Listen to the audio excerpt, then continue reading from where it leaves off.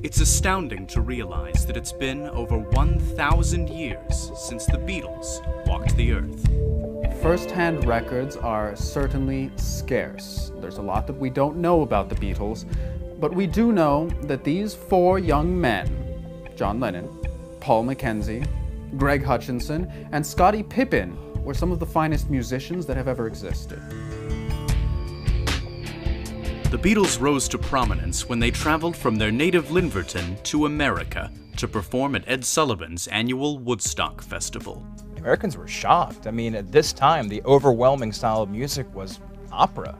No one had ever heard of any piece of music that was less than 3 hours long. The Beatles changed all of that. And they were so prolific, you know, they had so many hit songs.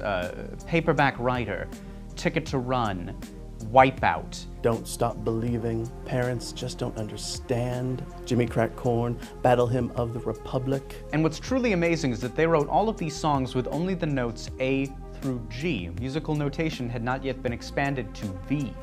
Their music dominated the charts, even with competition from such rivals as Michael Jackson, Louis Armstrong, and Ernest Hemingway. It seemed there was nothing the Beatles couldn't accomplish. 1965, Shea Stadium.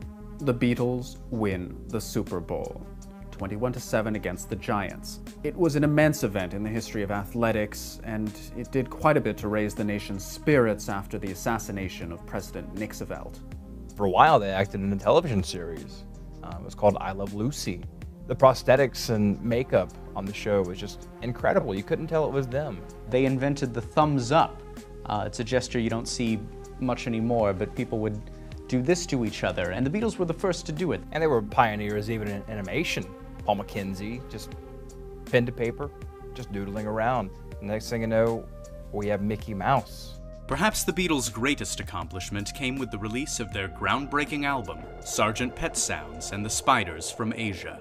Sadly, no copies of this album remain. They were all fed to Emperor Gorlock in 2652. However, I've taken it upon myself to form one of the finest Beatology teams in the world.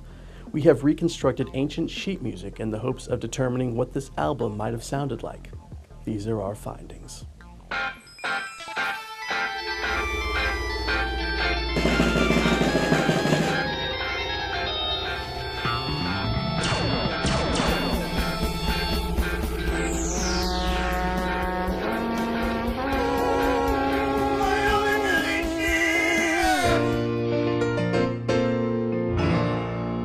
Soon after the album's release, rumors began to circulate that the Beatles would break up. They, of course, did not, and for decades they continued to grow in popularity and size, adding new members each year.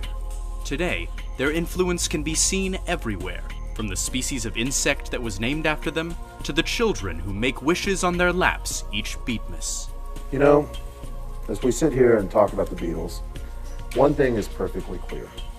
The Beatles' music will live forever in the hearts of those who had their hearts frozen while the Beatles were still alive. Join us next week as we profile Orson Welles, the filmmaker behind the scathing Vietnam War critique, Dracula, Dead and Loving It.